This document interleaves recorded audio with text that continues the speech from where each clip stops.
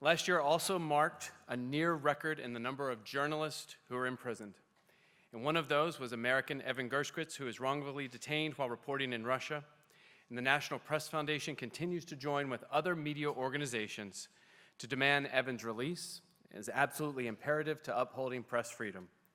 And now I would like to invite up Paul Beckett of the Wall Street Journal, who has been working tirelessly to bring Evan home.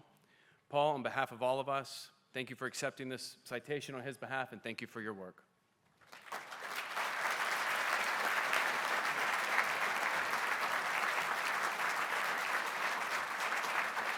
Good evening, and our sincere thanks to the National Press Foundation. Thank you to Amos for this Chairman's citation for Evan. He is in the company of wonderful winners, and on behalf of him, his family, and the Wall Street Journal, I am honored to accept. The Wall Street Journal is also a proud sponsor of this event, and we are proud to have our reporter, Nancy Youssef, on the NPF board, and I was delighted to see a couple of my Wall Street Journal colleagues as alumni of the NPF Fellowship Program.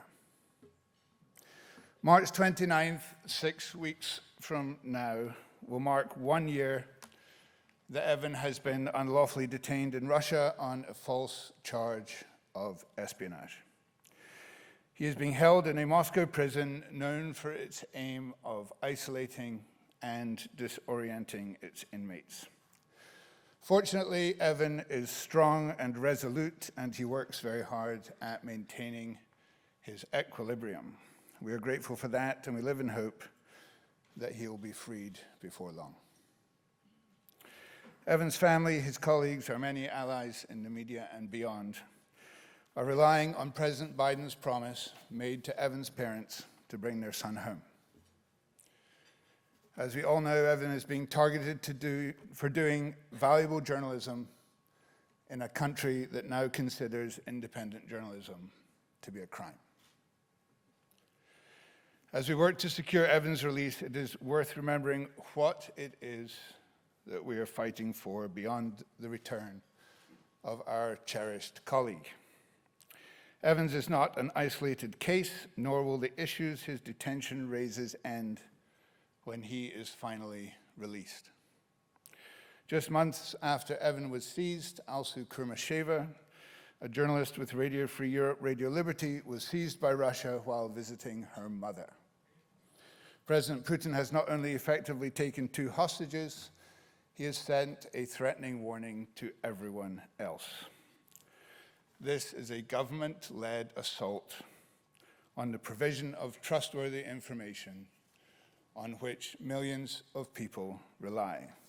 That is what we as journalists provide, and in an era rife with misinformation and propaganda and mistrust, protecting and uplifting those who dedicate their careers to digging for verified facts, especially in dangerous places, must be a central motivation for all of us in journalism today.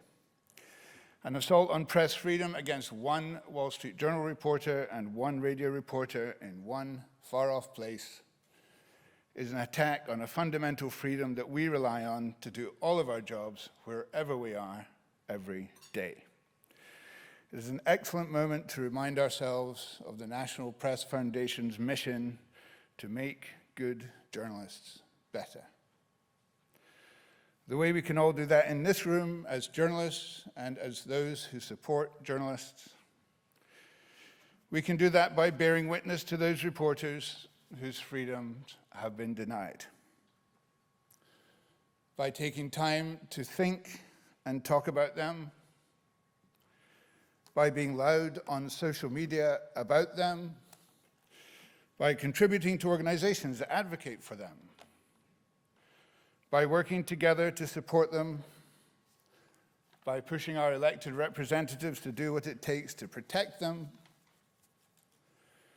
by writing stories about attacks on all media, and by putting the broader cause of press freedom at the center of our newsrooms and at the center of the journalism and the causes that we pursue.